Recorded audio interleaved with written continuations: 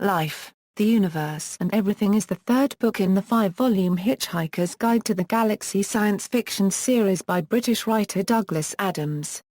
The title refers to the answer to life, the universe, and everything. The story was originally outlined by Adams as Doctor Who and the Krikkitmen to be a Tom Baker Doctor Who television 6-part story, but was rejected by the BBC. It was later considered as a plotline for the second series of the Hitchhiker's TV series, which was never commissioned. A radio adaptation of Life, the Universe and Everything was recorded in 2003 under the guidance of Dirk Maggs, starring the surviving members of the cast of the original Hitchhiker's radio series. Adams himself, at his own suggestion, makes a cameo appearance. Due to his death before production began on the series, this was achieved by sampling his character's dialogue from an audiobook of the novel read by Adams that was published in the 1990s. The radio adaptation debuted on BBC Radio 4 in September 2004. Plot summary: after being stranded on prehistoric Earth after the events in the restaurant at the end of the universe, Arthur Dent is met by his old friend Ford Prefect, who drags him into a space-time eddy, represented by an anachronistic sofa. The two end up at Lord's Cricket Ground 2 days before the Earth's destruction by the Vogons. Shortly after they arrive, a squad of robots land in a spaceship in the middle of the field and attack the assembled crowd, stealing the ashes before departing. Another spaceship, the starship Beastramath, arrives, helmed by Slatty Butchfast, who discovers he is too late and requests Arthur and Ford's help. As they travel to their next destination, Slatty Butchfast explains that he is trying to stop the robots from collecting all the components of the Wicket Gate. Long ago, the peaceful population of the planet of Krikkit, unaware of the rest of the universe due to a dust cloud that surrounded its solar system, was surprised to find the wreckage of a spacecraft on their planet. Reverse engineering their own vessel, they explored past the dust cloud and saw the rest of the universe, immediately taking a disliking to it and determining it must go. They built a fleet of ships and robots to attack the rest of the universe in a brutal onslaught known as the Krikkit Wars, but were eventually defeated.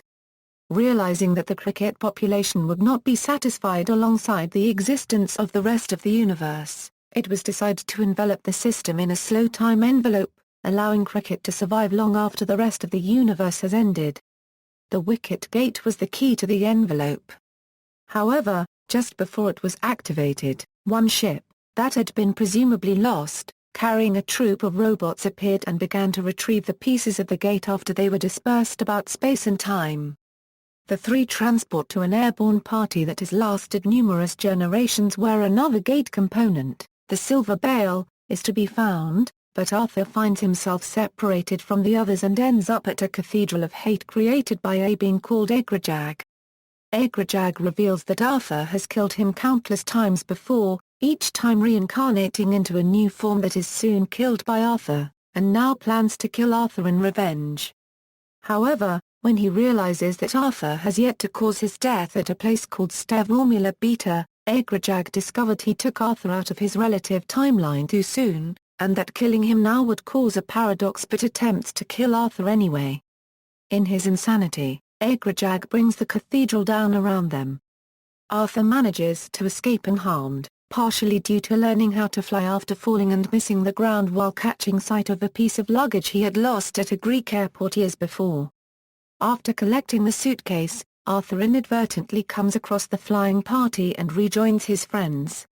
Inside, they find Trillian, but they are too late to stop the robots from stealing the bale. Arthur, Ford, Trillian, and Slatty Butchfast return to the Beastramath and try to head off the robots activating the Wicket Gate. Meanwhile, the Krikkit robots steal the last piece, the Infinite Improbability Drive core from the spaceship Heart of Gold, capturing Zaphod Beaverbrox and Marvin the paranoid android at the same time. The Beastramath arrives too late at the gate to stop the robots, and transport to the planet to attempt to negotiate with the Krikkit people. To their surprise, they find that the people seem to lack any desire to continue the war, and are directed to the robot and spaceship facilities in orbit about the planet. With Zaphod and Marvin's help, the group is able to infiltrate the facilities and discover that the true force behind the war has been the supercomputer Hector. Previously built to serve a warfaring species, he was tasked to build a supernova bomb that would link the cores of every sun and the universe together at the press of a button and cause the end of the universe. Hector purposely created a dud version of the weapon instead, causing his creators to pulverize him into dust, which thus became the dust cloud around Krikkit, still able to function but at a much weaker level. Trillian and Arthur speak to Hector in a virtual space that he creates for them to explain himself. Hector reveals that he spent eons creating the spaceship that crashed on Krikkit to inspire their xenophobia and incite them to go to war, also influencing their thoughts. However, when the slow time envelope was activated, his control on the population waned. As he struggles to remain functional, Hector apologizes to Trillian and Arthur for his actions before they leave for their ship. With the war over, the group collects the core of the Heart of Gold and the Ashes, the only two components of the Wicket Gate not destroyed by the robots, and returns Zaphod and Marvin to the Heart of Gold. Returning only moments after the robots' attack at the Lord's Cricket grounds, Arthur attempts to return the Ashes, but is suddenly inspired to bowl one shot at a wicket that is being defended using a cricket ball in his bag. However, in mid-throw, Arthur suddenly realizes that the ball he had was created and placed in his bag by Hector and is actually the working version of the cosmic supernova bomb, and that the defender of the wicket is one of the cricket robots, ready to detonate the bomb once thrown, all this causing him to trip, miss the ground, and allow him to fly. Arthur is able to throw the ball aside and disable the robot in mid-throw. In the epilogue, the characters are taking Arthur to a quiet and idyllic planet when they come across a half-mad journalist. He tells them that he was at a court case and a witness there was given too much of a truth drug and started to tell all truth, which was driving everybody there mad. They go to the courtroom in the hope of learning the question of life, the universe and everything is from him. They discover he is finished and he has forgotten it all. He then attempts to tell Arthur where God's last message to his creation is, though dies seemingly before Arthur is able to memorize the location. In the end, Arthur goes to live on the planet Krikkit where he becomes a more skillful flyer and learns bird language. Origins: the creation of Krikkit originally comes from Doctor Who and the Krikkitmen, a film treatment of the Doctor Who series.